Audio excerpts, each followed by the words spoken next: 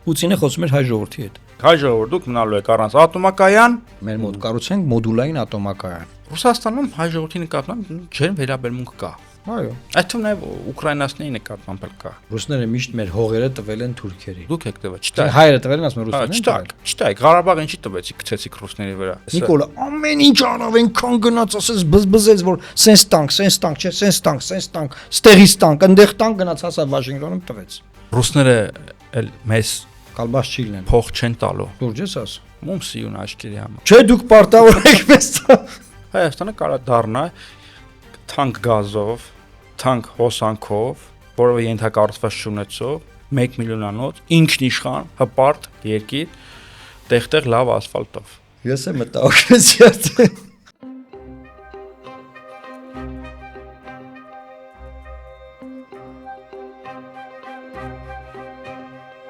Ընկերներ, ողջույն, Պլատֆորմ ոդքասթը շարունակում է իր աշխատանքը, երևի որևէ մեկի համար գաղտնիք չի, որ top թեման Պուտին-Փաշինյան հանդիպումներ եւ գոնե վերջին տարիների համար աննախադեպ երկխոսությունը, աննախադեպ շեշտադրումների առումով եւ երբեմն դիվանագիտական ոճը շրջանցող երկխոսություն եւ այդտեղ շատ կարեւոր շեշտադրումներ կան կապված Հայաստանի ապագայի հետ, հայ ժողովրդի ապագայի հետ, որոնք անհրաժեշտ է քննարկել։ Նաեւ այդ Պուտին-Փաշինյան հանդիպումը կարող ենք ավելացնել նաեւ փոխվարչապետ Օվերչուկի 10-ին տված բավականին մեծ հարցազրույց, որը մեծ հաշվով բացատրում էր մանրամասն կետարկետ Ռուսաստանի քաղաքականությունը տարածաշրջանում, Հարավային Կովկասում, Հայաստանում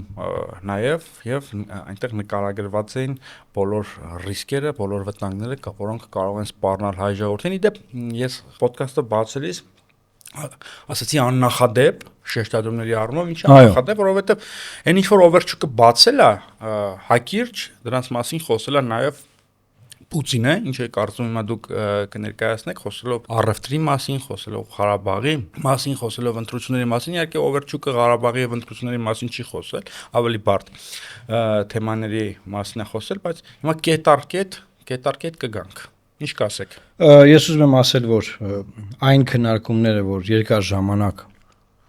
կային, դրանք բացվեցին հանդիպման ժամանակ, ինչու, որովհետեւ նաեւ տարբեր ալիքներով խողովակներով նկատի ունեմ, իշխանությանը անդադար տեղեկացվել է, որ օրինակ եթե ատոմակայանի հարցով դուք շարունակեք համաձայնագիր չկնքել նորի վերակառուցման, նոր էներգաբլոկի կառուցման վերաբերյալ, դուք 36 թվականից հետո ատոմակայան չեք ունենալու։ Դրա մասին արդեն Օվերչուկի հոդվածում հանդես է գալիս։ Այսինքն այդ խաղերը, որ մենք սենց ենք ուզում ենք լավագույն տարբերակ ենք փնտրում, բան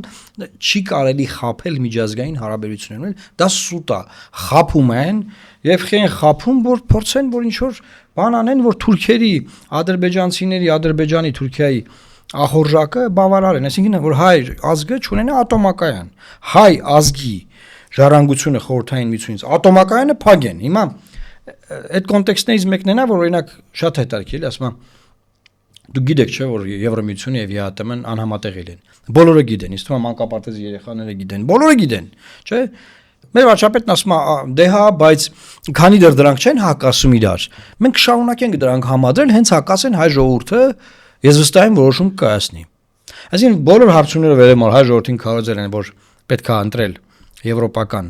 ուղղություն, բնականաբար Եվրոմիությունը չի ընդունելու Հայաստանին, չկա այդ ուղղությունը, եւ Ուկրաինայի օրն անգնելու Հայաստանը, այսինքն զրկվելու այն ինչ որ ուներ, ու չի հասնելու տեղ, ուր ուզում է գնա։ Այդ է ուկրաինացում, էլի, որ ասում ուկրաինացում դա է, որ ուկրաինական ազգի վերաբերմունք չի կամ վիրավորանք չի։ Եվ ինչ է ասում մեր վարչապետը Պուտինին, ասում է, քանի դեռ դրանք չեն հակասում, մենք կհամադրենք, հենց հակասեն, այդ ժամանակ մենք որոշում կայացնենք, այսինքն ասում է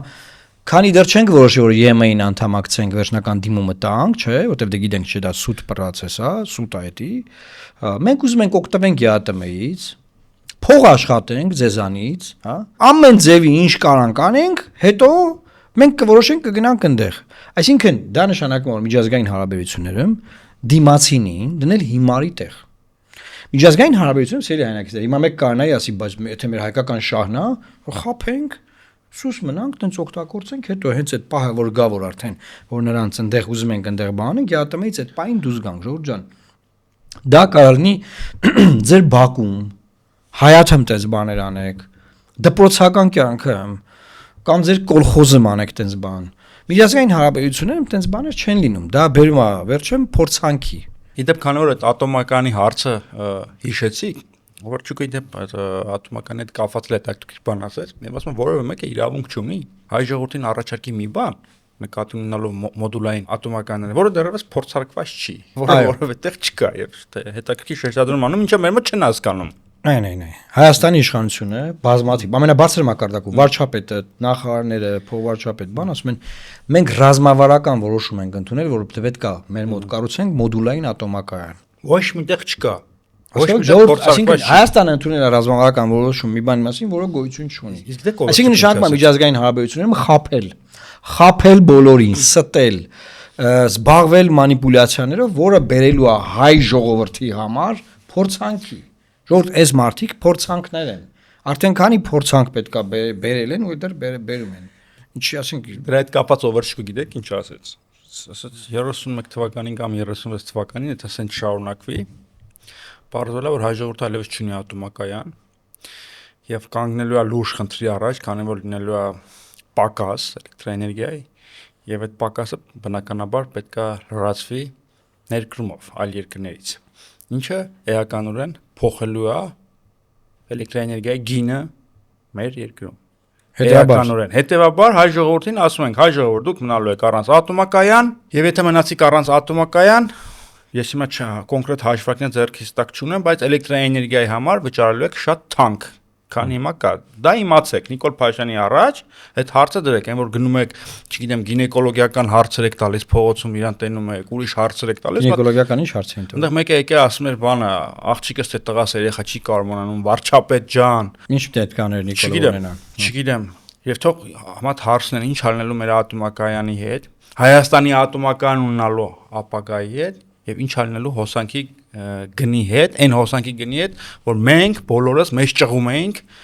մի քանի տարի առաջ մասնակցելով էլեկտրիկ Երևանին։ Գալով առաջ։ Մեր իրականությունում Ռուսաստանի հետ կապված կան շատ լուրջ միֆեր։ Ամենամեծ, ամենատենց հիմնային միֆը, ելակետային միֆը որն է, որ Ռուսաստանը անդադ ուզում է Հայաստանին կախվածության Հայաստանին անդադ ուզում է կախվածության մեջ պայի, Հայաստանին ուզում է ստրկացնի, զորով, ծեծով, ջարդով տանի մտցնի միութենական պետություն եւ փաստորեն մենք 91 թվականից մինչեւ 2018 թվականը կամ ավելի կոնկրետ 2020 թվականը պետություն չենք ունեցել եւ հիմա Նիկոլ Փաշինյանը եկել է եւ մեզ փորձում է ազատագրի այդ լծից, ռուսական լծից։ Սա իրականում շատ մեծ սուտ է, որովհետեւ 91 թվականից ի վեր Հայաստանը Ռուսաստանի գաղութը չի եղել, տենց ինչ-որ հիվանդագին կախվածություն չի ունեցել, ընդհակառակը Ռուսաստանը Հայաստանին միշտ փորձել է վերաբերվել հարգանքով այ ժողովրդին։ Եկեք դուզը ասենք։ Եղել են խնդիրներ, այդ խնդիրները հաղթարվել են, խնդիրները մնացել են անլուծելի, բայց չի կարելի ասել, որ մինչև 2020 թվականը Հայաստանը անկախ պետություն չէր։ Հիմա ինչի համար եմ սա ասում, որովհետև բոլորը կարծես եւ Նիկոլ Փաշինյանի քննադատները եւ կողմնակիցները ընդունում են այս ելակետը։ Կեղծիք է, սուտ։ Ու այդ ելակետից են վերլուծություններ անում։ Բայց ելակետն է, հիմքն է սխալ, որտեվ Հայաստանը Ռուսաստանի գաղութը չի եղել 91 թվականից սկսած մինչև 2020 թվականը։ Սա պետք է հասկանալ եւ մյուս միֆը որն է, հաճախ տնտեսական ներդրումները կամ տնտեսական հարաբերությունները շփոթում են աշխարհաքաղաքականության հետ եւ ռուսական ամեն մի կապիտալ Հայաստանում բացված ռուսական ցանկացած գարաժ ներկայացնում է որպես աշխարհաքաղաքական դավադրություն, լծակ ազդեցություն խեղդում են մեզ ասած եւ սա պրոբլեմա նախ պետք է հասկանալ ով է Վլադիմիր Պուտինը եւ հասկանալ թե ինչ արժեքներով է ինքը առաջնորդում ես մի քիչ այս թեմայի մեջ քանի որ խորացել եմ Ռուսաստանի համար բիզնեսը շատ կարեւոր է 91 թվականին անկախացած, սովետից անկախացած կամ անջատված Ռուսաստանի համար բիզնեսը շատ կարևոր է, այդ թվում նաև Պուտինի համար, դեռևս սկսած այն ժամանակներից, երբ որ ինքը աշխատում էր Լենինգրադում կամ Սանկտ Պետերբուրգում որպես Սաբչակի օգնական կամ չգիտեմ, ինչ որ մատ հաստիկ էր զբաղեցնում։ Սա Ելցինյան իշխանությունը չի, Պուտինյան իշխանության համար բիզնեսը շատ կարևոր է։ Ինչի համար եմ այս թեման տանում, որովհետև բիզնեսը եւ իրենց աշխարհակաղակական ինչ-որ դավադրությունները ոչ միշտ կարող են իրար հետ համընկնել, այսինքն պետք չի անդադ բիզնեսը դիտարկել Ժիրինովսկու տոնայնության մեջ։ Չէ, Ժիրինովսկին, չգիտեմ, Սալավյովը ինչեր են խոսում, որովհետեւ Ժիրինովսկին, Սալավյովը կամ մյուսները այդ Կիսելյովը բանը կարան խառը բաներ խոսան, բայց հողի վրա քաղաքականությունը այլ լինի, ռուսական քաղաքականությունը, որը մշակվում է այդ նույն օվերչուկների կողմից, դրա համար պատահական չի, որ իրենց անդադ հողում են կանում։ Իդեպ նույն մոտեցումը չկա օրինակ Թուրքիայի հետ կապված, երբ որ դուք խոսում եք թուրքական բիզնեսի վտանգների մասին, այնտեղ բոլորը ձեզ մեղադրում են այդ շրջանակները, դավադրությունների տեսությունների մեջ, ու ասում են դա բիզնես է, դա առևտուր են կանում, ինչ կապ ունի թուրքական պետականության, թուրքական իմպերիալիզմի հետ, չէ՞։ Բայց որ ռուսականա սա կապ ունի։ Ռուսական բիզնեսը բանը Կարպիս, մի հատ բան ասեմ էլի։ Հիմա այս բանը խոսում ենք մարդիկ նայում են, մեզ արձագանք եք էլի ժողովուրդ ջան։ Ու մտածում են, ասում են, սրանք երկուսով նստած ռուս են պաշտպանում։ Ախր սա էլ է մի հատ խնդրեմ, որ մենք բաց խոսում ենք։ Մարդկանց տեղակ ենք բամ, ասում ենք սիրելի հայրենակիցներ։ Մենք ոչ մեկի թշնամին չենք, չեմ Նիկոլի թշնամին չենք, չգիտեմ ում։ Մենք ուզում ենք ասենք, որ ժողովուրդ ջան, այն ինչ որոշումներ այսօր կայացվում է, որոշումները կայացվում է կառավարությունում։ Այդ որոշումների կայացման արդյունքում մեզ տանում են նրան, որ մենք ատոմական չունենանք։ Հիմա ասենք որ մտնում ենք որ ռուսնա լավը թե թուրքը ինքը հիմար քննարկում է, որովհետև հասկանաս մտնում ես մի հատ ապուշ բանավեճի մեջ։ Ասում ենք ժողովուրդ ջան, այս որ Նիկոլը սենց հանում, մի հատ ֆիքսենք այս հանդիպանությունում ինչեր է լինելու։ Ատոմականը փակվելու է ժողովուրդ ջան։ Գազը ասեց որ $600 է Եվրոպայում գազը ամենալավ տվյալներով, ձեր մոտ $177 է կառնում ոնց որ սահմանի վրա, չնայած տունը հասնում 340-ը կանգնում, բայց եթե մենք սահմանին առնենք 600-ով, տունը հասնելու 850-ով, ֆիքսեք էլի, էսի։ Հա, եթե Հայաստանում գազը դառնա այդ գնին, Նիկոլը գալու ասի ժողովուրդ ջան, տեսակ որ ես ասում եմ ռուսները վատն են, այսինքն մարդիկ ի սկզբանե դեմից ժողովրդի ասած, ասում են ժողովուրդ ջան, մի արեք այս բաները, ձեր էժան գազ ենք տալի, եթե դուք գնում եք հակառակ ուղղությամբ, էլ այդ էժան գազը չեք ունենալու։ Նիկոլը գալու ասի դե որ տենակ որ իրանք թշնամինից Ադրբեջանը բարեկամ, Ադրբեջանից են գազ առնում։ Ադրբեջանից չի առնելու $177-ով, գազ առնելու է 400-ով, 500-ով, չի լինելու ժողովուրդ, այսինքն այսօրվա ունեցածը մեր ունեցածը վարի են տալու։ Եվ տենց եղել է 18 թվին։ 18 թվի մեր ունեցածը վարի տված արդեն։ Միշտ ենք քննարկում ռուսներն են լավը, թուրքերն են լավը, ամերիկան է լավը, չեչեններն են լավը, ես իմ թաթար մոնղոլներն են լավը, ով է լավը, դե ի քաուք։ Վիկինգներն են լավը, ով է լավը։ Ադրբեջանը կարդալով մի շարք փորձագետների վիճակի չի, այդքան գազ մատակարարը եւ մեզ կրկնակի թանգով ծախել է ռուսական կամ թուրքմենական գազը։ Ինքը առնելու է ռուսներից, մեր վրա ծախելու է ժողովուրդ, դուսա գալու որ մենք մեր ապուշության երեսից հայտնվել ենք հերթական խայտարակ վիճակում։ Հիմա խնդրեմն նշում է որ ասում ենք Նիկոլին պետքա փոխել։ Ախպեր ջան, այս մարդը նոր փորձանք է բերելու։ Հիմա գնացել էր Մոսկվա նոր փորձանքը նախապատրաստում էր։ Նրանք էլ տեսան տենց ասին փակ չասենք իրան, որովհետեւ հայ ժողովուրդը չասի ես ինչ արին, բաց դրեցին, բաց սաղ ասեցին, բաց որ ժողովուրդը լսի։ Դա մար հարցադրություն տվել, վերնագիրը սենց է որ Պուտինը խոսում էր հայ ժողովրդի հետ։ Պարոն Մարուկյան, ես այդ բիզնեսի թեման ինչի բացեցի, որտեղ եղել է մատ շատ վատ զարգացման մեջ ենք մենք մտել։ Խոսքը երկաթուղու մասին է։ Հիմա մենք ռուս չենք պաշտպանում, մեզ ենք պաշտպանում, Կարպիս։ Ես անկեղծ ասեմ, ասենք որ ռուսեք, չէ, մենք պաշտպանում ենք հայկական ատոմակայանը։ Մենք եւ հայկական էժան գազը, մենք եւ դուք, այս ժողովրդին արես։ մենք ես եւ դուք ֆիքսել ենք, որ ընդհանրապես քաղաքականության մեջ արդարանալը լավ բան չի։ Համաձայն եմ։ Մենք պաշտպանում ենք հայ-ռուսական հարաբերությունները եւ փորձում ենք կանխել այն աղետները, որ այդ հարաբերությունների չլինելու պատճառով կարող են մեր հետ լինել։ Հիմա երկաթուղու թեման ինչի բացեցի, ինչի մասին նաև Օվերչուկներ խոսում։ Բանից պարզվում է, դա Նիկոլ Փաշինյանը դրա մասին խոսեց, որ կոնցեսիան ուզում են վերցնել Ռուսների ձեռքից եւ վաճառել Ռուսաստանին եւ Հայաստանի համար բարեկամ այլ երկրի։ Մի տարի անկեղծ լինենք էլի Կարպիս։ Խոսքը գնում է Ղազախստանի մասին։ Ժորժան Ղազախստանը խորը պրոթուրքական պետություն է։ Այս պահին։ Այսինքն Նիկոլ Փաշինյանը չի կարող ուղիղ վեկալի ասի ուզում ենք բանը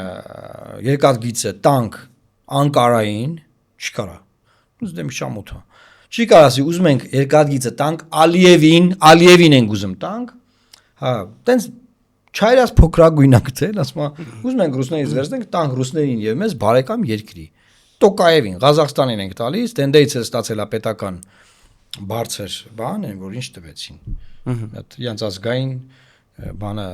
մրցանակը, պարգևը տվեցին պետական։ Ու ասում ուզում ենք տանք, մի ռուսները դա ինձ վիրավորվել է, խնդրում եմ ասախի են վիրավորվել։ Որտեղ արդեն ասացի որ բիզնեսը թե ինչ կարևորություն ունի այդ երկրի համար ներդրումները դա շատ լրջագույն ներդրում է։ Մի րոպե, ներդրում եմ ինձ Նիկոլի տեղը։ Հա, ինչ խնդիր կա որ օրինակ երկաթգիծը տանք Ղազախներին, էլի մենք բիզնես անենք ռուսների հետ, ինչ խնդրեմ կա օրինակ։ Չենք կարա անենք տենց։ Նախ Ես Նիկոլն եմ, էլի։ Երկաթուղին շատ բարդ ոլորտ է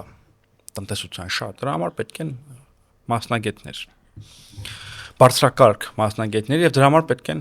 ավանդույթներ, դրա համար պետք է շատ մեծ փորձ, ինչը Ղազախները չունեն։ Մի րոպե, հաջորդ Նիկոլական բանն եմ անում։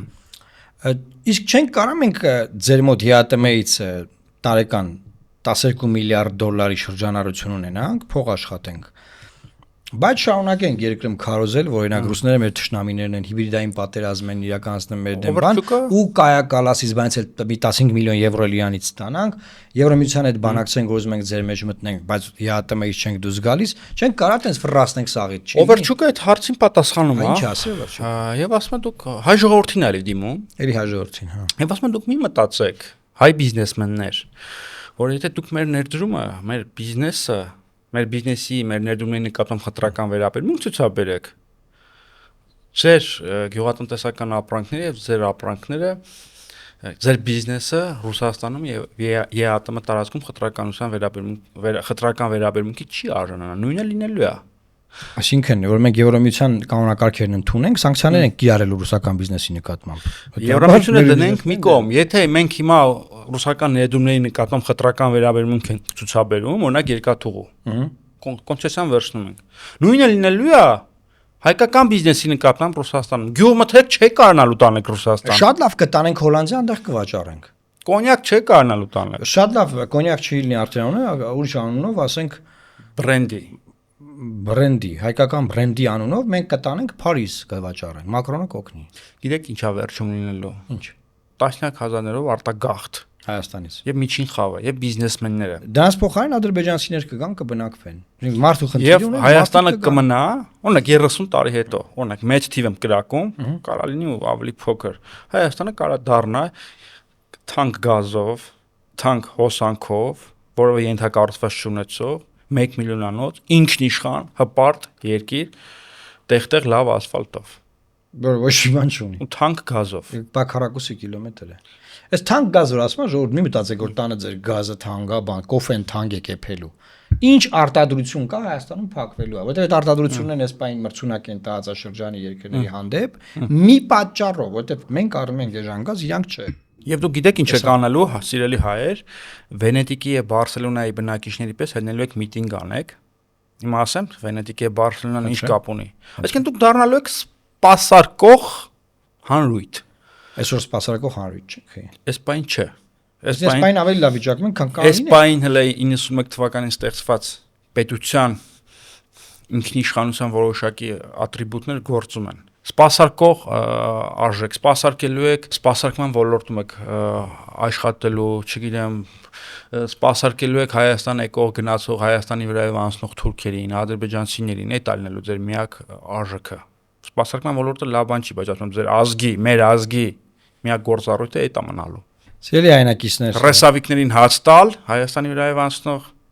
բայց ես իմ ռեսավիկը լինելու այդ ճամփեքը հեսին բացվելու են դրա արդյունքում։ Դու մտածում ես այդ ճամփեքը բացվելու են։ Չէ։ Հիմա եկեք դիտարկենք թրիփի հարցը։ Ինչ է ասում Օվերչուկը։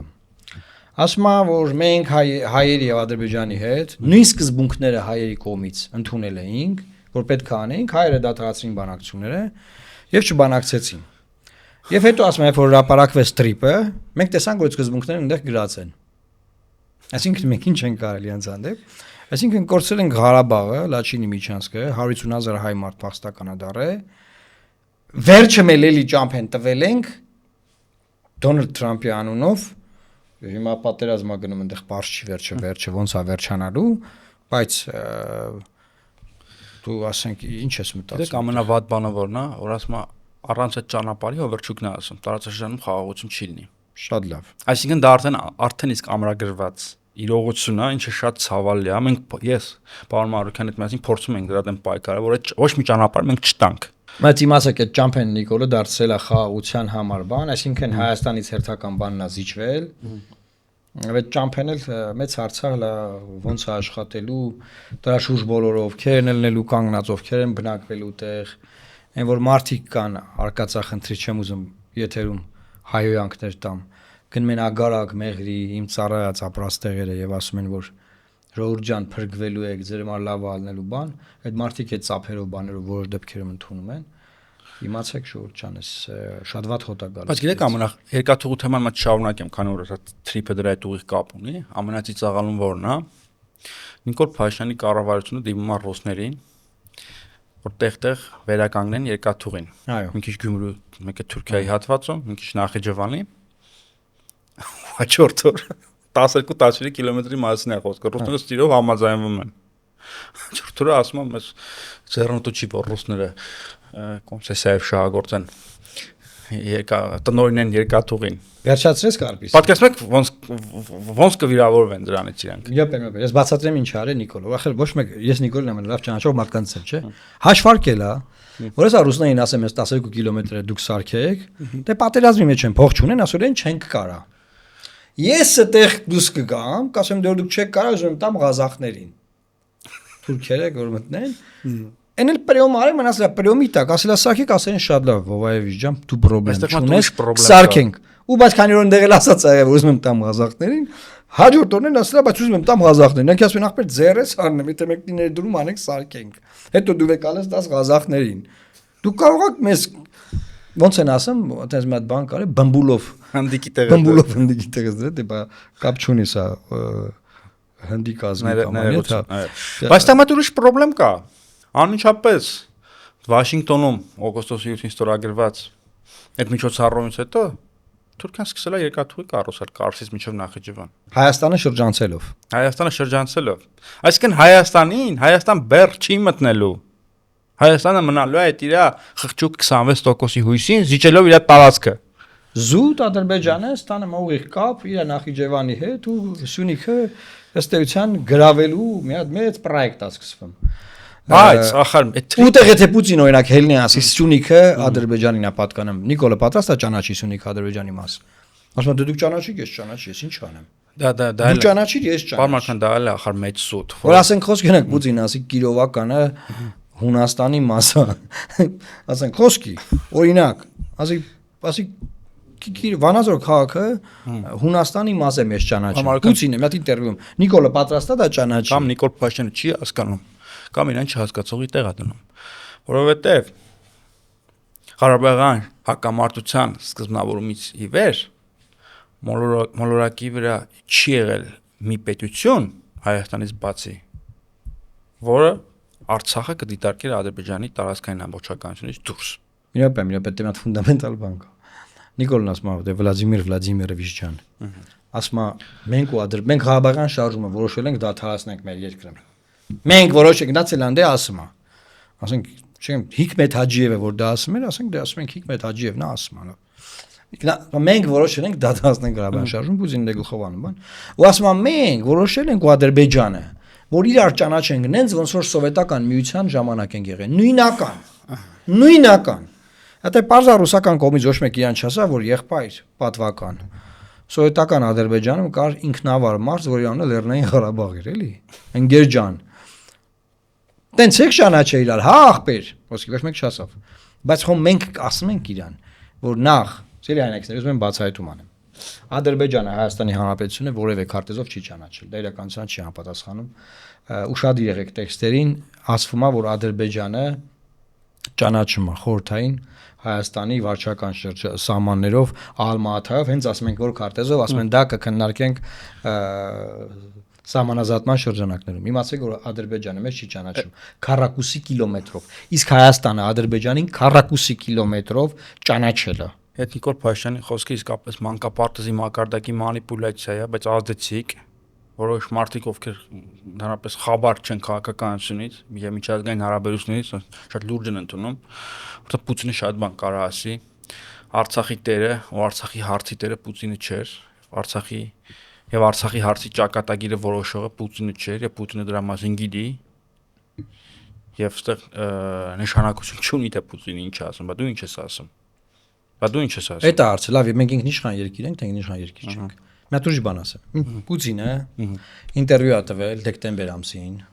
կա սաղս ունենք այդ ինտերվյուի տեքստը, նաև տեսանյութը, եւ այդ ինտերվյուում ասել է 20 թվականի դեկտեմբեր ամիս հիշի, ասել է դե Ադրբեջանը, դե Ղարաբաղը ու շրջակա շրջանները միջազգայինորեն ճանաչված են Ադրբեջանի մաս։ Ու հետո էլ ասել է որ դե Հայաստանն է չի ճանաչի անկախությունը Ղարաբաղի, yəni մեզանից ինչ եք ուզում։ Բայց նույն Պուտինը նոյեմբերի 9-ին Ալիևի ու Նիկոլ Փաշինյանի հետ թուղթ է ստորագրել, որի մեջ Լեռնային Ղարաբաղը իրավաքաղաքական միավոր է, կա շփման գիծ, կան խաղապահներ, կա Լաչինի Միչանսկ, կա 150,000 հայ իր դրոշով, գերբով, բանով։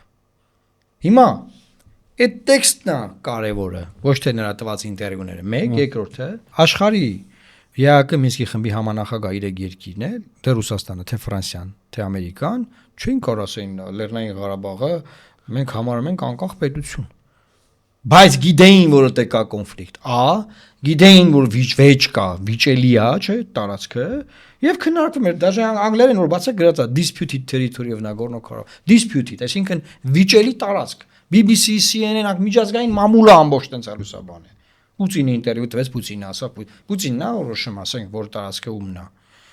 Դե եթե ձեր համար Պուտինն է որոշում, բա դուք խեք ինքնիշխան։ Դե Պուտինը խոսում արա։ Պուտինի հայտարարությունը տես լուրջ եք վերաբերվում, տես լուրջ վերաբերվեցիք նաև Ֆրանսիայի խորհրդին եւ Եվրամիության խորհրդին եւ հայաթափեցիք։ Այախպեջան Պուտինը ասում է Ղրիմը Ռուսաստանի մաս է։ Խիշ են հելնեմ ճանաչեն։ Միասենք ուզում ասեմ, այդ տեքստը, որ հայերը լսի քեզ ասեմ հետարքիր բան կա։ Բավականին շատ իշխանության աջակցող մարդ կամ ռուսներին ատող, լավ sense ասենք, նաև ասում են օրա տեսար ինչ ձև դեմը դրեց Պուտինի։ Դեմը դրեց, ոչ մեկ sense դուք չունի։ Սոցցանցերն ասավ մեր երկրում բաց են։ Պուտինին ասավ նայ ախպեր, մեր երկրում քաղաքաբանտարկյալներ չկան մեր բանտերը։ Պուտինն ասում է կան ռուսական ուժեր, լավ կլինի որ նրանք մասնակցեն ընտրություններին։ Կլինի մի անգամից արձագանք եմ խնդրում եմ։ Տեսեք, Թրամփը իրան գանգստերի պես է պահում։ Աչուզախ ոնց պատահի խոսում է։ Այս վերջերս Սաուդյան արքայանի ոնց որ ասել էր, հետույքս պետք է համբուրես։ Չի ասել պետք է, ասել է համբուրում է։ Համբուրում, այո։ Ասենք թե չպատկերացնում, բայց համբուրում էր, համբուրում արդեն։ Նայեք, ինչ մարդկանց անուններ եմ տալիս։ Մակրոն, Ստարմեր, Մելանի, Գերմանիայի կանցլերի անունը Մերց։ Այս մարդիկ օրինակ չեն կարող հելնեն Թրամփի հետ նույն տոնով խոսան։ Կարան, չէ՞։ Կարան, հա ոչ չեն կարող, բայց հետևանքներ կունենան։ Բայց օրինակ նույն Ստարմերը չի խոսում տենց, չնայած ընդեղից վիրավորանքներ են ճում։ Հանուն Մեծ Բրիտանիայի շահերի։ Հենց երեք շարաչորը Թրամփը Մակրոնին ասավ կնիկը իրան շատ վատ է վերաբերվում, կնիկը ասավ լավ չի treat անեմ, Մակրոնի վերաբերել։ Շատ վատ մի քանի հայտարարություն արա Մակրոնի մասին։ Հիմա այդ մարդիկ այդքան անուղեղ են Նիկոլ Փաշինյանի չափ խելք չունեն։ Հա, եթե ձեր համար միջազգային հարաբերությունների հետ է, որ քուչի բազարի մակարդակ է, որ գնա Պուտինի դեմը դնի, էս ասին, հենց ասի, կորցանեք երկիրը, նստեք ստեղ, նստեք ձեր ինքնիշխան արտվաշենում, որ ուզում եք վերադարձնեք ամեն ինչ տալու դիմաց։ Եվ հայույեք, իշքան ուզում եք Պուտինին, ամեն ինչ կրկնակի թանկ գազով, կրկնակի թանկ հոսանքով, առանց ատոմակայանի ու չգիտեմ, առանց ոչ մի բանի։ Նայ, այստեղ շատ կարևոր։ Ոչ մի բան չարտադրող, ոչ մի բան չստեղծող, մենակ սպասարկող։ Շատ կարևոր բան ասեցիր այդ պահվածքի վերաբերյալ, նաև երեք տեսա որ ԿՊ շատ падգամավորներ, հանձնաժողովի նախագահներ, բարձրաստիճան պաշտոնատար անձինք են այդ մարդիկ, լավ, ինչ որ եսիմով չի։ Գրում են թույլ կտաս Սամվել Կարապետյանի ուժը մասնակցի, ցենց բանով, այդ հարց ու պատասխանի մեջ Նիկոլ ոչ։ Ու ցենց ուրախության բան։ Ու տեղ, այսինքն իրանք այդ մեսեջը պաշտոնապես ասում են, եղբայր, մենք ամեն ինչ անելու ենք, որ ուժերը հավասար մրցակցություն չունենան, չենք գրանցելու, կամ գրանցումն անվավեր ենք ճանաչելու, լավ գրանցելը չենք կարա չգրանցեն, անվավեր ենք ճանաչելու, ես ինչ ենք անելու, եւ այլն եւ այլն։ Պաշտոնապես այս խոսակցությունը գնում է։ Եվ դա նաեւ վերաբերմունք է, էլի։ Նրանք ասում են, հայ ժողովրդում կընտրի, մենք նրա հետ կաշխատենք, քեզ կընտրի, քո հետ կաշխատենք, նրանք կընտրին այդ կաշխատենք։ Հայ ժողովուրդը մեզ բարեկամ ժողովուրդ է։ Բայց թող որ մեզ հավանող, մեր այդ սիմպաթիա ունեցող ուժերը նույնպես մասնակցեն։ Ստեղ ուրիշ մի ֆիլմ Ձեր գարձիկը։ Ստեղ ուրիշ մի ֆիլմ կա։ Actually ինքը հստակ Պուտինին հասկացրեց, որ Սամվել Կարապետյանի ուժին կարող է չգրանցի։ Այդտենց էս ընկալում, տենց էս թարգմանում այդ բանը։ Եվ այնտեղ չգիտեմ, դա ասաց Հայաստանի ժողովրդավարական երկիրը տենց եւ հիմա շատ տենց ինչ-որ Ղազախստանում, Ադրբեջանում, Ռուսաստանում, Բելարուսում ապրող շատ այդ նեոլիբերալ ցախ պսևդոհեղափոխական երիտասարդությանը մարդկանց դա շատ դուր է եկել, որ տեսնում եք այդ ավտորիտար, տոտալիտար այդ բանի մոտ ժողովրդավարությունից է խոսում։ Իհարկե ես ասեմ, էլի ես ԱՊՀ տարածքի ժողովուրդները մեղք են իրականում, որովհետև իրենք նայում են դեպի արևմուտք, ագահի պես, չտեսի պես եւ տեսնում են այլ իրականություն եւ իրենց կյանքն էլ պատկերացնում են այլ կերպ, չհասկանալով, որ ամեն ինչ կարող են եւ խորտակել, ինչպես որ Հայաստանում եղավ։ Բայց մատ ուրիշ ավելի վտանգավոր հերձված կա, ես դրա մասին շատ եմ էլի մտածում։ Դες մարդիկ կան, նայ մեր ընկերները, որ ասում են, ապա դե ոչի բանը չի լինում, Նիկոլը ոչ էլ հակառուսա, սա Պուտինի վերահսկողությամբ է, Ռուսաստանի հազարությունը Հայաստանում մենակ մեծանում է, Ռուսաստանի կոնտրոլի տակ է, ռուսական բիզնեսի ատում է եւ այլն։ Ես մատ ուզում եմ պատմական օրինակ բերել Ուկրաինայի պատմությունից։ Եկեք հիշենք էլի 91 թվականից մինչև 14 թվականը ռուս-ուկրաինական հարաբերությունները Կրավչուկ, Կուչմա, Յուշենկո, հետո ով է գալիս Յանուկովիչ եւ այլն։ Էլի տենց մարդիկ կային։ Զելենսկի։ Հա։ Պարաշենկոին մոռացակ։ Էլի տենց մարդիկ կային, որ ասում են, արա դե սա Պուտինի վերահսկողության տակ է գազը, ներդրումները, ընդ մի հատ ահագին հատված կար, որ անդադ գազի գնիչ եգնաժամ էր, չէ, առաջանում Յուլիա Տիմոշենկո, ճիշտ եմ ասում, անկինը։ Հա, գնաց ստորագրեց գազային պայմանագիր, դա մար դատին իրան։ Հա, գնում էր, բանակցում էր, գալիս էր բարդ բանակցային շրջափուլեր, հետո Յանուկովիչը եկավ եւ այլն։ Ու էլի ասում էին, ապե ոչ մի բան էլ չկա, Ուկրաինան էլի պրոռուսական է եւ այլն, բնակչությունը համակրանք ունի Պուտինի նկատմամբ, ու ինչ որ մի օր 14 թվականին հեռավոր Ղրիմում հայտնվում են կանաչ մարդուկներ։ Հա։ Եվ դա վերջը փոխակերպվում է 21-րդ դարի ամենաարյունալի պատերազմներից մեկին։ Ես ուզում եմ ասել, որ բոլոր նրանք, ովքեր պնդում են, որ Նիկոլը Պուտինի մարդն է, Պուտինի ասածները վանում, բան, այ ինքը այդ այկյաս հրաշալի հանդիպում է անցել բան, դեպի ինքը մեղմա պահում, բայց տակից ռոպագանդան հրահանգը տված է,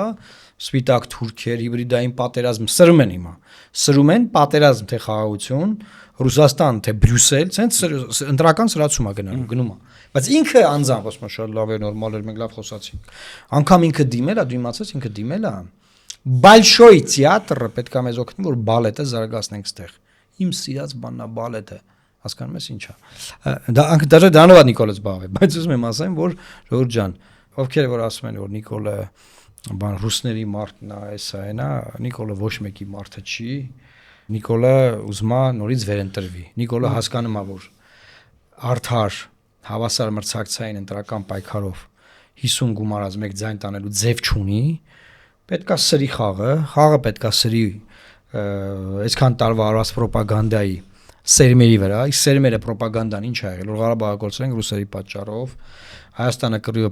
պարտվել է ռուսների պատճառով, ռուսները միշտ նույնպես դավաճանել են պատմականորեն, sense թվարկում կա, էլի որ սա ինչ կա, այս փոսերը հայաթի բան, սաղ Պուտինի մեղաթեր, ռուսներն են մեղավոր բան, այդ ռոպագանդան պետք է խաղացնի ընտրություններին։ Դրա արդյունքը չի կարա ինքը այդ ընթացքը մասի ռուսների հետ ատոմակայան եմ սարքում, այդքան ժողովրդին տրամադրել է ռուսների դեմ, խաղում է, բայց մենք ինչ ենք անում, կորցնում ենք ատոմակայան, կորցնում ենք գեժան գազ, կորցնում ենք առևտրի տարածքներ, կորցնում ենք միլիարդամոռ դրամներ։ Հիմա Overchuk-ի հոդվածի մի հատված կա, որ ասում է անցյալ տարվա կտրվածքով 12 միլիարդ դոլար շրջանառությունից մեր առևտուրն ընկել է 6.4։ Ասում եմ մեկ տարվա մեջ, որ դուք ասել եք, որ մենք ուզում ենք ԵՄ գնանք, օրենք եք ընդունել, մեր բիզնեսը զգուշավոր է վարվել, 6 միլիարդ դոլար փող եք կորցրել, հայ ժողովուրդ։ Դուք կուրսի եք, թե կուրսի չեք։ Խաբար եք, թե խաբար չեք։ Այդ մարդկանց դե իհարկե լրացնում են։ Այդ կիլոմետրներով, հեկտարներով բանը, պարնիկները որ կա, ջերմոցային տնտեսությունները Հայաստանում։ Կարող գիտեք այդ ծաղիկա բանը որ աճացվում է, բանը Փարիզը մեկ վաճառում դուք, այդ տենց գիտեք։ Այդ նրանց է, նաև մարդկանց բեյանները փակում են, որովհետեւ բիզնեսը անդադ ներկայացնում են որպես ռուսական քաղաքական ազդեցության գործիք։ Ինչը ոչ միշտ է տենց։ Օրինակ Ռուսաստանի հետ կան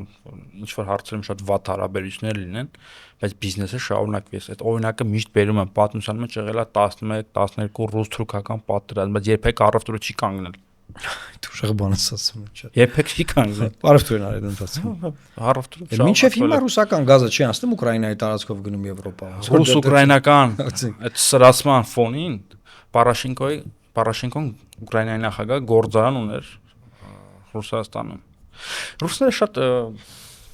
փիլիսոփայերուն են նայում, այն ինչ որ հիմա կատարվում է, եւ հիմա նաեւ մյուս միֆը որն է, ռուսական ազդեցությունը իսկապես շատ են գերագնահատում իր երկրում։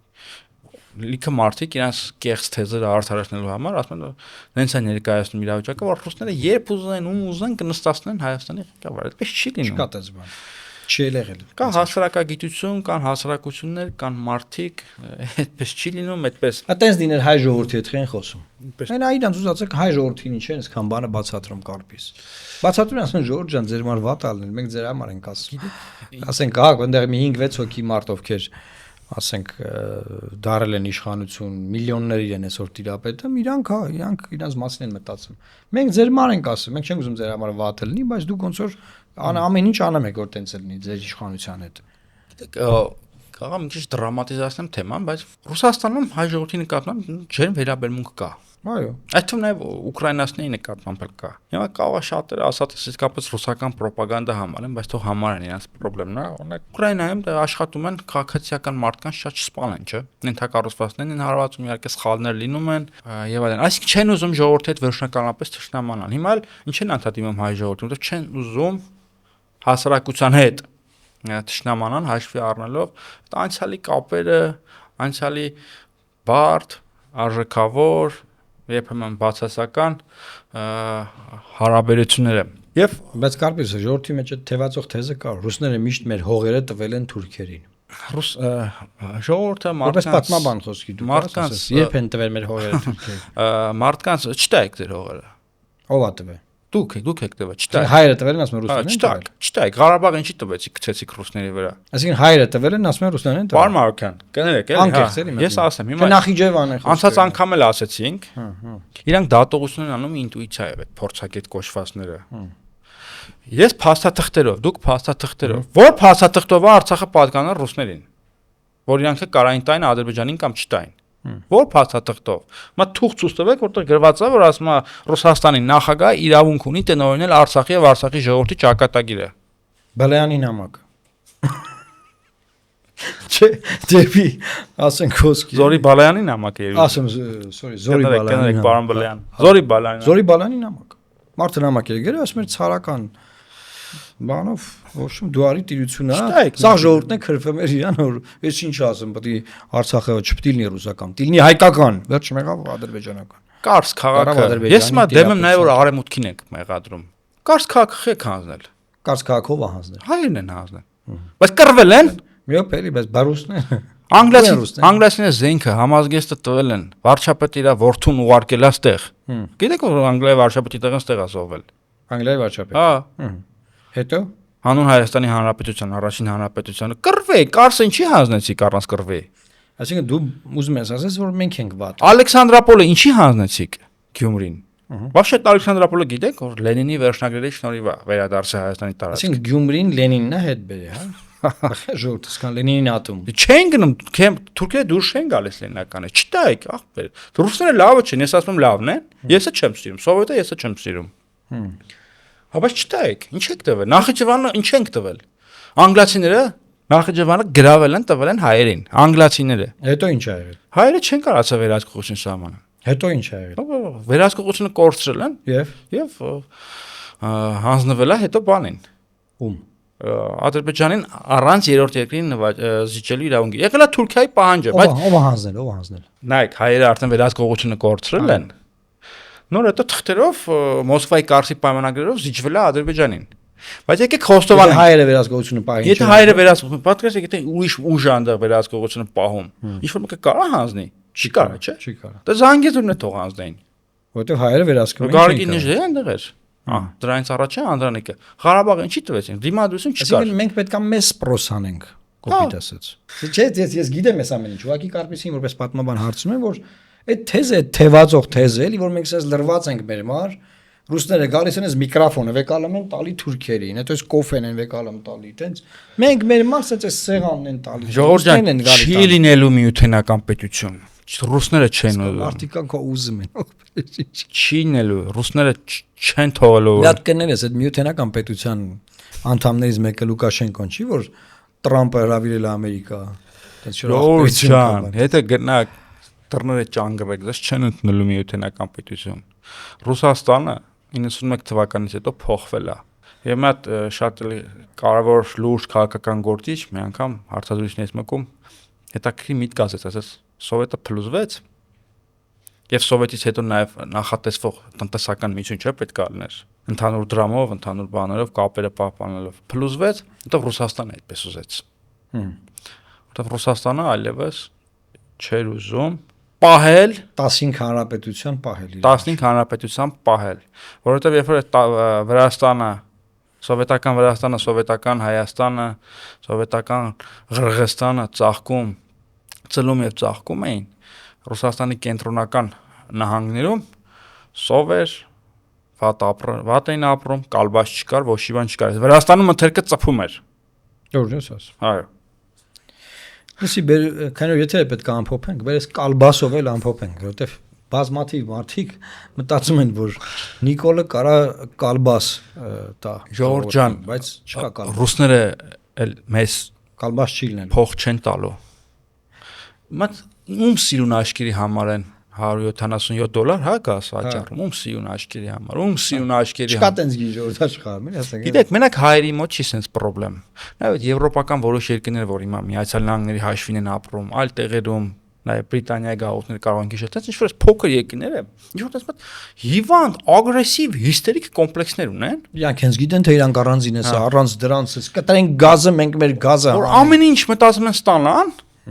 ավելի մեծ երկրներից, օրինակ Միացյալ Նահանգներից, Արագածի տակ մենք գազ չունենք, կարծես հանենք, մենք մեր գազը օգտվենք։ Դες կոմպլեքս ունեն հիստերիկ, որ ամեն ինչ ստանան ռուսներից կամ Միացյալ Նահանգներից, բայց տեղն եղած դեպքում երբ որ սրանք ուզենան երկաթուղի շահագործեն կոնցեսիայով, օրինակը մունատ գան, բա ինքնիշխանություն։ Այդ էժան գազը, որ առնում ես ինքնիշխանության մասին չես հիշում, գնա թան գազ առ։ Դուրս ես աս։ Լսեք։ Շատ ուժեղ։ Ես եմ մտահոգվեց երբ։ Այդ ինքնիշխան չես որ էժան գազը սառնում։ Չէ դուք պարտավոր եք մեզ։ Ոսկի խիելի ապե։ Եմ պարտավոր, ինչ են ուզում։ Կամ որ անգրագետ խոսում են Հայաստանի ներկայացնում որպես սովետի գաղութ, ռուսական գաղութ։ Ապշում ես էլի, քանի հատ տենց գաղութային կայսրություն գիտեք, որ գնում է այդ գաղութները 0-ից սարքում է, եվրոպական քաղաքներ է կառուցում, գործարաններ է կառուցում։ Հայ Ֆրանսիայի գաղութներն այդ ինչ են արել։ Ուրեմն Ֆրանսիան որտեղ գաղութ, գնացեք ֆրանսիական գաղութներ, չկա ոչ մի բան։ Քանի հատ այդ սովետը քանի հատ ռուս կառավարիչ ունեց։ Ոնց որ վերջիններն է կործանեց։ Նայ, դե պետք է ամփոփենք, հա չէ շատ թեման երկար կարելի է խոսել։ Ես կարծում եմ բանը Թրիփի հետ կապված մի բան ասեմ վերջ։ Փաշինյան-Պուտին հանդիպման քննարկումը շարունակվելու է, եփելու է, այս թեման դեռ կարձագանքենք։ Օվերչուկը խոսելով թրիփի մասին, ասում է խաթարվել է, ես մոտավորապես եմ թարգմանում, Թուրքմենչայի պայմանագրից հետո իհայտ եկած բալանսը ուժերի, որը կարող է ապահովել միայն Ռուսաստանում։ Իսկ եթե թարգմանենք դիվանագիտական լեզվից։ ասում եմ տարածաշրջանի երկրների շահերը եւ տարածաշրջանային հավասարակշռությունը հաշվի չի առնվել։ Արման Թաթոյանը չգիտի, որ հոդվածագրեր է, ասում է դա խաղաղություն է։ Արման Թաթոյանը շտապել է, պայմանագիր է, որովհետեւ թրիփի ճակատագիրը կասկածի տակ է։ Եվ թրիփը, ոնց հասկանում ենք, ոնց խաղաքարտերը բացվում են, պարոն Մարուկյան, ամերիկյան գործարք չէր, այլ թուրքական։ Այո, սիրելի հայրենակիցներ, իմացեք, որ մեր երկիրը մեր իշխանությունը ավելի շուտ դարձել է Թուրքիայի ու Ադրբեջանի բանը, շահերի տրանսլյատորը, տրանսլյացիա։ Ես էլ եմ ասում ը վերջ, պարոն Մարուկյան։ Եվ Հայաստանը ուներ բազմաթիվ ռիսկեր, չէ՞, շատ ռիսկեր ուներ։ Եվ այդ թրիփով կամ դեռևս գոյություն չունեցող եւ կասկածել է գոյություն կունենա թե չէ թրիփով իր համար ավելացրել է եւս մեկ ռիսկ։ Ես ասում եմ, եղած ռիսկերը սրել է, նորն էլ ավելացրել է։ Եվ ամենավտանգավորն է նա, որ այդ ճամփեն դարձել է արդեն այլևս անբեկանելի բան, որը Ղարաբաղի կորստից հետո կարող էր չլինել, ինչի մասին գոռում էին ես ու Կարպիսը, որ նոյեմբերի 9-ով կարելի է բանակցել, ասել, որ չկա Ղարաբաղ, չկա Լաչինի Միջանցք, չկա ժողովուրդ այնտեղ, հետեւաբար ճանապարհի վերաբերյալ պարտավորությունը այլևս դադարված է, չկա նման։ Մի բան էր, Նիկոլը ամեն ինչ արավ այնքան գնաց, ասես բզբզեց, որ սենց տանք, չէ, սենց տանք, ստեղից տանք, այնտեղ տանք գնաց, հասա Վաշինգտոնում տվեց։ Հանգստացար, դատ հանգստացար։ Ես վախենամ, որ այդ ճանապարհը ամենայն հավանականությամբ կմնալու մենակ թուրքերին կամ էլ նորից կանցնել ռուսներին, ամենավախենալու տարբերակներն են։ Եթե մենակ եթե Թուրքիային անցավ, մենակ դե Սյունիքը ով մնալու։ 91 թվականից ի վեր պարոն Մարուկյան, որովը սատանայական Ռուսաստան մեզ չի խանգարել, որ մենք կառուցենք եվրոպական նորմալ արդար դատարաններով երկիր։ Վստահաբար։ Եվ կղանքը ձեր տակն է, բարեկամներ, ձեր բոլորիդ, որ հիմա հայ ժողովրդին կորցանել եք ու կորցանում եք ու մեղքը գցում եք սրանց վրա։ Կղանքը ձեր տակն է, մեր տակն է։ Կամ հենց իրանք կղանք են։ Ոչ թե իրանք տակն է, իրանք են։ Ղարաբաղը այտենց խժռեցիք, նվեր տվեցիք Ադրբեջանին, գցեցիք ռուսների վրա, հետո սկսեցիք Բայդենի վարչակազմից դժգոհել։ Բողտաբույսների ինչ որ մատ կուտոկ։ Չհասցրեցինք աշակերտի կառանավորմանը արձագանքել, բնականաբար դատապարտում ենք։ Սկսել էի, որ երեխային ազատ արձակեք, բոլորը գրեն 18 տարեկան, ինչ երեխա, ասեմ Ժողովուրդ ջան, մի րոպե։ 18 տարեկան է, եթե դպրոցական է, երեխա է, էլի։ Եթե բանակ չեն տարել, խի որտեվ դպրոցական է, երեխա է։ Մի եղեք այդքան լավ։ Եկեք ամփոփենք այսօրվա հաղորդումը, որտեղ անդադար մեզ զգուշացնում են, որ մենք անցել ենք մեր ժամանակը լրացել է։ Սիրելի հայրենակիցներ, խնդրում ենք ակտիվ մեկնաբանություններում արձագանքեք, մենք ձեր արձագանքներին հարցերին կարձագանքենք մյուս ոդքասթի եթերում կամ այնտեղ գրավոր տեքստով։ Լավ մնացեք, Աստված պահապան Հայաստանի Հանրապետությանը։